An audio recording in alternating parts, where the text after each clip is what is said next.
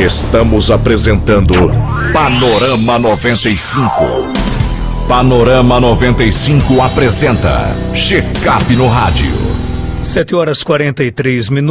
No quadro Check-up no Rádio de hoje, a gente recebe com alegria, mais uma vez, a participação do médico geriatra, Dr. Belísio Neto. Seja bem-vindo, Dr. Belísio, aqui ao nosso programa. Bom dia. Bom dia, Marcos. Bom dia, ouvintes do Panorama 95. Mais uma vez, uma satisfação poder levar informação e saúde para a casa do ouvinte. O verão já começou, muito cuidado com o calor, principalmente para os idosos? Sem dúvida, Marcos. Estamos passando por essa fase que a gente tem sentido muito calor, agora no final do ano, começo do ano, janeiro, fevereiro. A gente também está na expectativa de chuva. E a elevação dessa temperatura gera uma certa preocupação, principalmente nessa população geriátrica, nessa população acima de 60 anos, em virtude das condições dos nossos idosos. Eles têm uma dificuldade nessa, eu diria, regulação de temperatura. Os idosos, eles tanto têm uma dificuldade para aumentar, como têm uma dificuldade para dissipar esse calor. Os idosos também têm uma suscetibilidade maior a doenças nesse período, porque eles são pessoas potencialmente desidratadas, né? Eles têm uma quantidade menor de água no organismo, eles têm uma facilidade de desidratar maior em virtude da pouca sede que eles têm. Então, a inibição do centro da sede, e o idoso, ele praticamente não tem sede. Além disso, os idosos, eles têm um sistema imune, um sistema de defesa diferente, mais lento, menos eficaz. Então, o calor, com suas consequências, com eu diria, otimização do aparecimento, a facilitação do aparecimento de algumas doenças, como diarreia, gripe, resfriado, a própria dengue, a chikungunya, que tem sido será a preocupação para 2017, em virtude do seu aumento em exponencial ano passado, desde doenças que aparecem no verão até a descompensação, a piora de algumas doenças que os idosos já têm, doenças cardíacas, pulmonares, doenças renais. Então, o calor, ele pode precipitar tanto a desidratação, que é o grande problema, como doenças que são que aparecem comumente nesse período, e piorar algumas doenças já pré-existentes. Então, essa dificuldade de se adaptar ao calor já é característica do idoso? Sem dúvida, o idoso, ele tem uma dificuldade própria de se adaptar ao calor, né? O calor, ele predispõe mais doenças no paciente idoso do que no paciente jovem, em virtude daquilo que a gente falou. Ele regula mais dificilmente, ele tem uma dificuldade na regulação da temperatura, a questão da ingestão de água, de ser um paciente potencialmente desidratado, além de ser um paciente mais vulnerável, porque possui, em virtude do processo de envelhecimento, ele tem uma quantidade maior de problemas de saúde. Ele tem 1, 2, 3, 4, 5, 6 doenças ali, então isso deixa o idoso mais vulnerável. Agora, por exemplo, no caso dos idosos, né, essa questão, por exemplo, de reduzir os impactos da desidratação, certamente incentivando ele a tomar água, mesmo quando ele não queira. Como é que é esse processo de convencer o idoso a sempre estar tomando muito líquido durante o dia? Olha, fundamentalmente nesse período agora de verão, que eles têm uma necessidade maior. O idoso, ele já tem uma necessidade de ingerir líquido. Nesse período agora, eles têm uma necessidade... Isso triplica? Maior, isso aumenta, triplica, vamos assim dizer, nesse período, em virtude dele perder muito líquido pelo calor, em virtude das doenças que ele pode se acometer, poder facilitar essa desidratação e ele necessitar. Então, o que é que a gente orienta? Como ele não tem sede, a gente orienta aos familiares a ficar oferecendo, ficar lembrando. Os idosos, eles são aqueles indivíduos que têm problema de memória, então ele não vai lembrar de beber água. Ele tem dificuldade de se locomover até o bebedouro, até o gelágua, até a geladeira, até o pote. Então, o familiar, o cuidador tem que oferecer e dizer e explicar para ele que ele tem que tomar mesmo sem sede. Aí uma média que a gente faz de 8 a 10 copos de água por dia seria o ideal, como forma de prevenir, como forma de manter uma hidratação ideal. Então, aquele idoso acamado, que ele às vezes se alimenta por sonda, às vezes ele não tem mais lucidez, ficar ofertando água a cada 2, a cada 3 horas, de maneira que chega aí nessa quantidade de 8 a 10 copos de água. Então, a saída, Marcos Dantas, é essa mesmo, é oferecer. Isso é uma recomendação não só para todo o período do ano, mas fundamentalmente agora. Essa falta de água, ela pode acarretar outros problemas de saúde no idoso? Sem dúvida. A falta de água, ela causa a desidratação, que a gente reconhece com pouca quantidade de urina, a urina escura, os lábios ressecados, essa mucosa do olho ressecada, a pele mais ressecada, o turgor da pele maior, não tem aquela elasticidade própria, embora o idoso ele tenha uma elasticidade diminuída, mas os sinais de desidratação são esses. E eles podem acarretar outras doenças. Por exemplo, o paciente idoso ele é um renal crônico em potencial, eu sempre digo isso. Ele tem uma perda de função, o rim diminui a sua capacidade de funcionar à medida que a gente envelhece. E o rim funciona com oferta de água, com líquido ele trabalha melhor. Então, se o paciente já é uma pessoa que tem uma capacidade de funcionar o rim menor e você tem uma desidratação, o risco dele entrar numa insuficiência renal aguda e perder o rim ou precisar de fazer um procedimento de emergência como hemodiálise é maior. Então, a não ingestão de líquido pode causar doenças mais sérias, como a insuficiência renal aguda e precisar de hemodiálise, a causar doenças mais simples, assim vamos dizer, facilitar um resfriado, facilitar uma desidratação por uma diarreia simples. Então, a falta de ingestão de água, ela pode tanto causar uma doença mais aguda, como piorar doenças pré-existentes. Doutor Belísio Neto, a água, ela pode ser substituída por um suco, por exemplo? Pode sim. O que a gente deve evitar, Marcos, é substituir a água ou o suco por refrigerante, por bebida aí já é demais. Não, é porque exatamente, já é demais. Porque o refrigerante, ele, ao invés de hidratar, ele desidrata.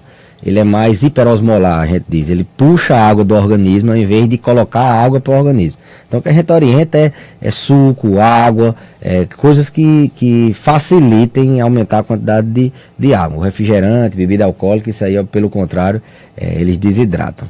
Claro que essas dicas elas estão sendo dadas às pessoas da terceira idade, mas eu acho que isso vale para qualquer idade, né? Vale para qualquer idade. Esse período agora é um período de aumento dessas doenças que a gente chama doenças transitórias, doenças que tem um período do ano para acontecer, sazonais, né? Quais são as viroses que acabam atingindo o idoso nessa época do ano?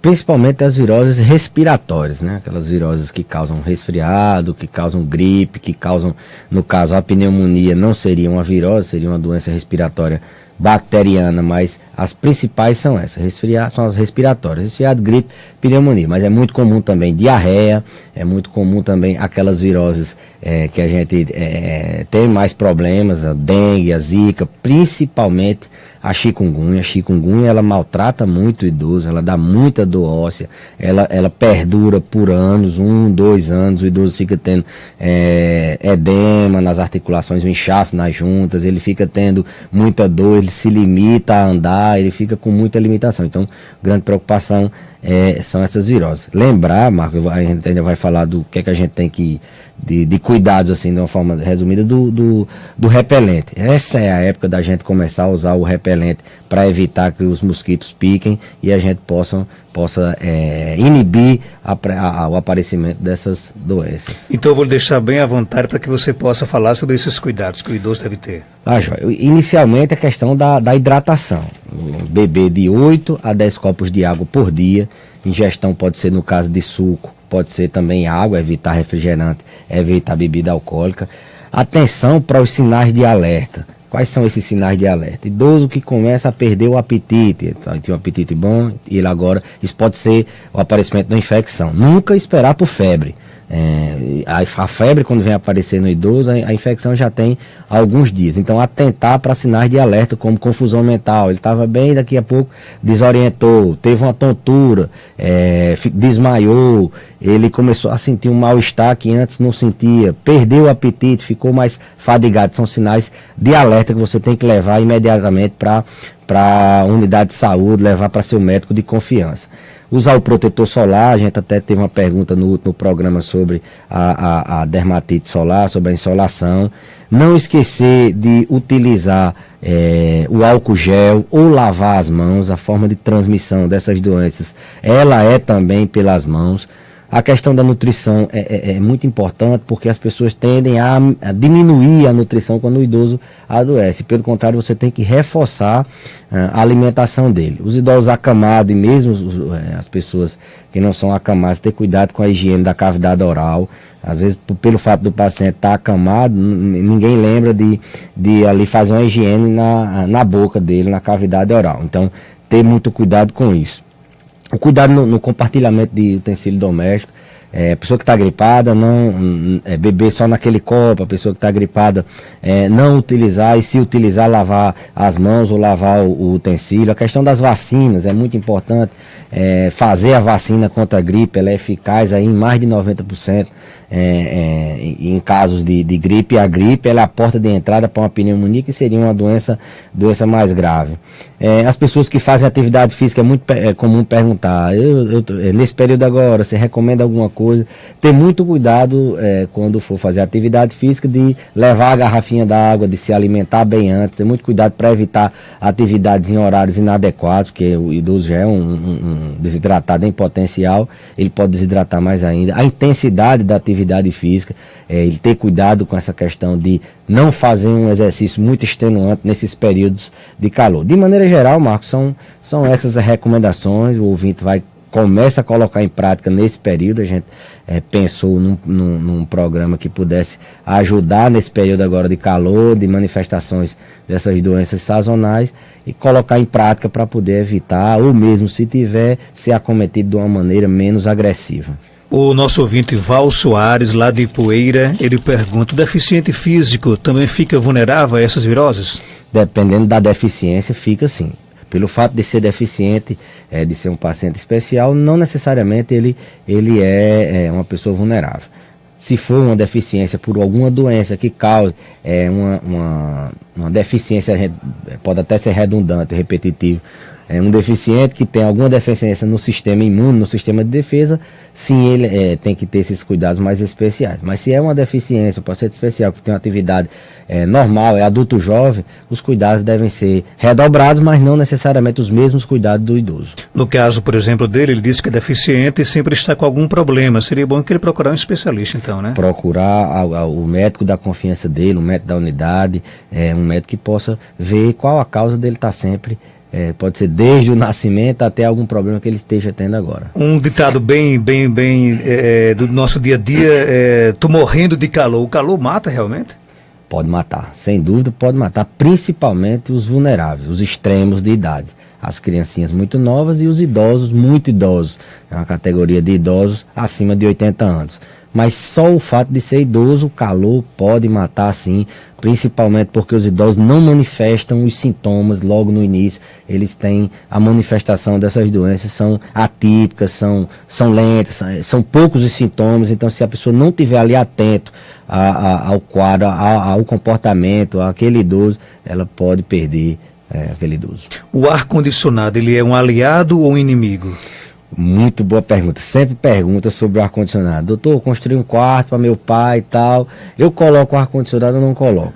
Nesse período agora, é recomendado colocar desde que você mantenha a manutenção, assim vamos dizer, daquele aparelho de ar-condicionado. Então, é recomendado sim, desde que tenha uma manutenção adequada. Mas, por exemplo, a noite toda, ou programar para, de repente, no meio da noite, da madrugada, ele desligar automaticamente?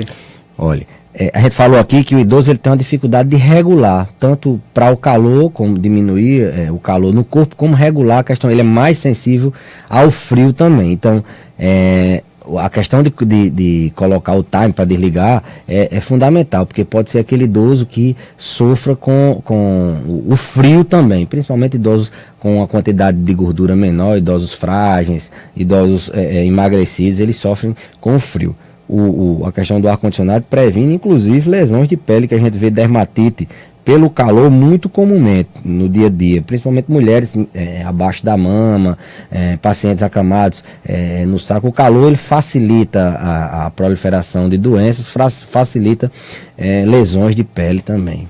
Quem não pode comprar o ar-condicionado, o ventilador, é aconselhável, não? Desde que mantido numa higiene adequada, está sempre com cuidado, a não ser que seja um paciente que tenha uma orientação especial, um paciente que tem rinite, sinusite, de repetição e aquele ventilador está fazendo mal. Mas de maneira geral, para evitar problemas de calor, a gente recomenda sempre diminuir a temperatura do ar ambiente. O nosso ouvinte Leonardo Gomes, ele está aqui perguntando aqui no nosso Facebook, existe um período de tempo adequado para se tomar água ou tomar 10 copos de água por dia, distribuído em até 3 vezes ao longo do dia, dá na mesma? Boa pergunta também. Às vezes quando a gente diz, olha, tomar 8, 10 copos de água, o idoso entende, Virgem Maria, doutor, vou tomar essa ruma d'água, não é de uma vez.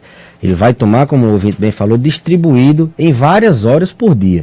Várias horas por dia. Não é também dividir em 3 vezes ao dia, dividir em várias vezes, a cada 2 horas, cria aquela rotina. A cada 2 horas oferece um pouquinho, a cada 3 horas oferece um copo de água, desde que ele, se não está tomando água, oferece outro líquido. Então, assim, não é em poucas quantidades, aliás, não é em poucas, a frequência ser baixa de 2, 3 vezes, é várias vezes. Por exemplo, as orientações são de 2.000 litros, aliás, 2 litros, 2.000 litros, 2 litros de água por dia. Isso não quer dizer que você vai tomar 2 litros de água logo de uma vez só. De uma vez só. Eles têm um costume, que eu acho muito interessante. Doutor, assim que eu acordo, nem se preocupe, que eu bebo bastante água. Assim que eu acordo, eu tomo logo um copão gelado de água. Pronto, aí a gente pergunta, mas e aí durante o dia? Não, aí durante o dia eu bebo muito pouca água, mas eu tomo essa água, né? Então, assim, não é de uma vez só.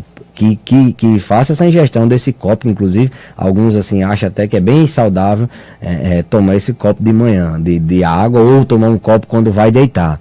Mas desde que ele, durante o dia, ele possa ingerir várias vezes água, suco, entre outros líquidos. A água, ela age como se fosse um lubrificante, né? Mantém o nosso organismo lubrificado o dia todo, né? Ela age como um lubrificante e ela age como um facilitador, eu sempre digo isso, das nossas defesas. Se a gente não tem água, a força, a forma com que o organismo tem de reagir contra agressores, micro-organismos, contra agressores externos, contra a agressão de qualquer estresse externo, ela necessita de água, a gente depende da água, a água tem inúmeras funções, dentre elas essa de lubrificar, assim vamos dizer, ela também lubrifica, é a principal composto do líquido sinovial, ela facilita que nossas defesas trabalhem. Eu quero aqui desejar, doutor Belísio, um feliz 2017 e a gente se vê no próximo ano, se Deus quiser, né? Eu também desejo um feliz 2017 para você e agradeço a Rádio Rural, a você, no seu programa, por a gente poder esse ano tirar a dúvida dos ouvintes e facilitar a informação em saúde para todos. Que um 2017 seja cheio de paz, seja cheio de muita chuva e seja bem repleto de muita saúde. E que o nosso Flamengo ganhe o Brasileirão, né? E que o Mengão ganhe não só o Brasileirão, a Libertadores também. Obrigado, doutor Belísio.